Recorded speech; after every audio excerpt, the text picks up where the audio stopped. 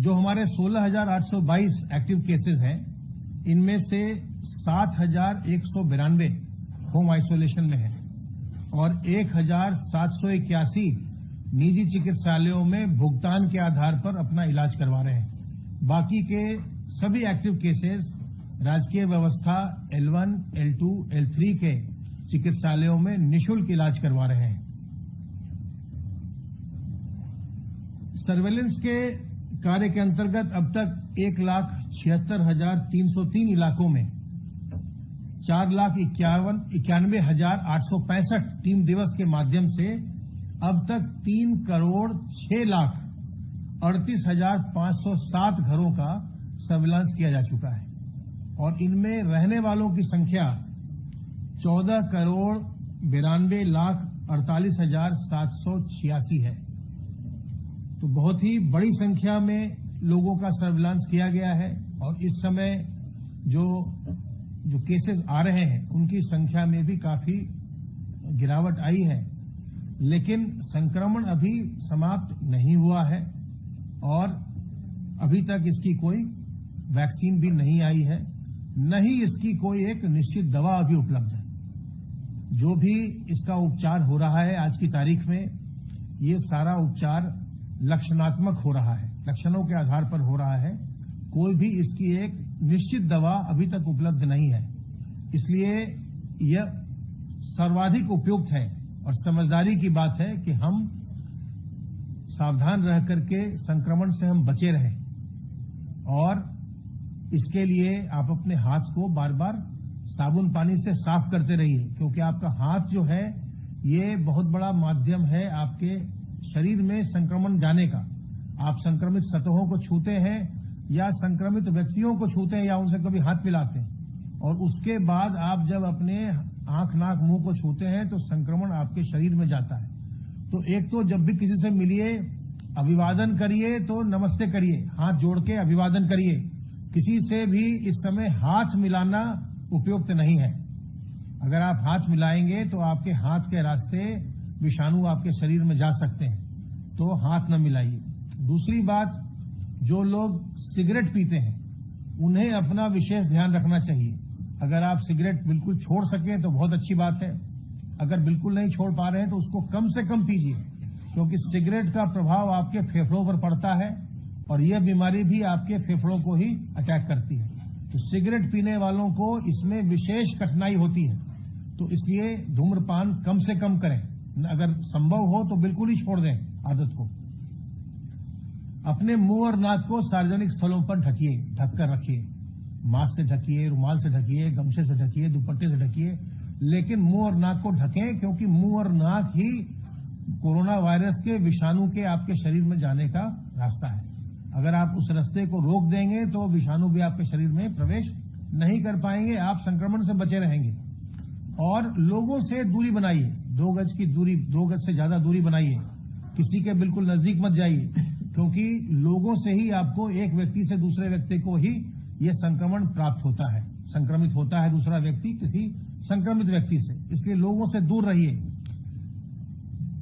जो इसमें कुछ बातें ऐसी होती हैं, जैसे गर्भवती महिलाएं हैं या जिनको अभी तुरंत कोई बच्चा हुआ है, तो उनके मस्तिष्क में कभी कभी ये दुविधा आती है कि मैं कोरोना पीड़ित हो सकती हूं, या ऐसा संदेह हो रहा है तो मैं बच्चे को दूध पिलाऊं कि नहीं पिलाऊं। बच्चे को स्तनपान कराना अत्यंत आवश्यक है, वो जरूर करवाइए। बच्चे को अपने दूध से अलग मत करिए और इसमें ध्यान रखिए, मास्क लगाइए, हाथ को सैनिटाइजर से साफ करिए। लेकिन बच्चे को अगर मां अपना दूध नहीं पिलाएगी तो उसको बहुत उससे नुकसान होता है। तो अगर कोरोना संक्रमित भी माता है तो मास्क लगा करके, हाथ को सैनिटाइजर से साफ करके या साबुन पानी से साफ करके बच्चे को अपना दूध अवश्य पिलाना चाहिए। बच्चों का टीकाकरण अवश्य कराना चाहिए।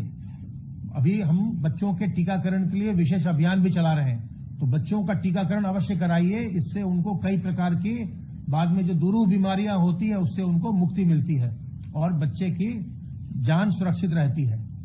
जब तक, जहां तक कोरोना वायरस का संबंध है, जब तक इसकी कोई वैक्सीन नहीं आ जाती और जब तक कोई निश्चित दवा नहीं आ जाती, तब तक सावधान रह करके अपना बचाव करते हुए संक्रमण से बचे रहिए और दिमाग में ये बात बिल्कुल मत लाइए कि अब संक्रमण के केसेस कम आ रहे हैं तो संक्रमण समाप्त हो चुका है। ऐसा बिल्कुल नहीं है।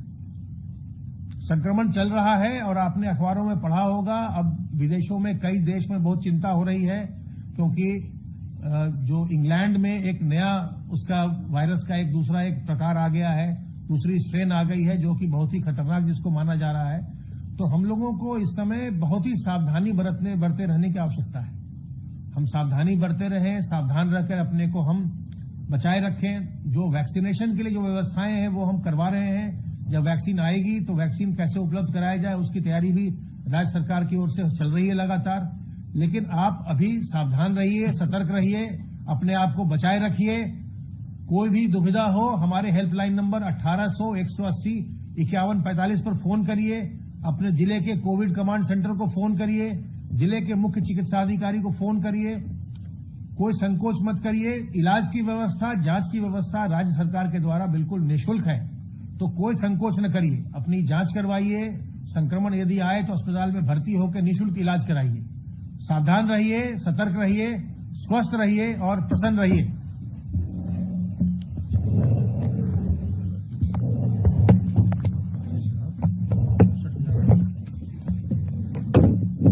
धन्यवाद। जैसा अभी अपर मुख्य सचिव स्वास्थ्य ने आपको बताया, प्रदेश में संक्रमण में कमी आ रही है, लेकिन कमी के साथ साथ नए चैलेंजेस भी आ रहे हैं। जैसे बताया इन्होंने कि ब्रिटेन में इस वायरस का कोई नया एक रूप आया है सामने और आज भारत सरकार ने इंग्लैंड, ब्रिटेन से सारी फ्लाइट भी निरस्त कर दी हैं। तो सबसे अधिक जरूरी है कि हम सब लोग सावधानी बरतें। जैसे उन्होंने बताया कि इस वायरस का प्रवेश नाक और मुंह से ही होगा, आंख से ही होगा, तो अपना नाक मुंह ढक के रखिए, अपने हाथों को साफ करते रहिए ताकि वो आपका हाथ कहीं और जगह छू के फिर आपके आंख, नाक या मुंह को ना छू जाए। इसका ध्यान रखना बहुत आवश्यक है क्योंकि वैक्सीन आने के बाद भी ये सब आवश्यकताएं, ये सब जो आपकी सावधानियां हैं, ये सब हम सबको बरतनी पड़ेंगी, तभी इस कोरोना से बचाव होगा। प्रदेश में कोरोना के संक्रमण के मामले कम होने से हॉटस्पॉट और ये दोनों कम हुए हैं। कंटेनमेंट जोन भी कम हो गए हैं। प्रदेश में सामान्य गतिविधियां तेजी से सामान्य हो रही हैं और औद्योगिक गतिविधियों को सामान्य किए जाने का प्रयास चल रहा है। लगभग 8,18,000 औद्योगिक छोटी बड़ी इकाइयां कार्यरत हैं जिनमें समुचित रोजगार लोगों को मिल रहा है।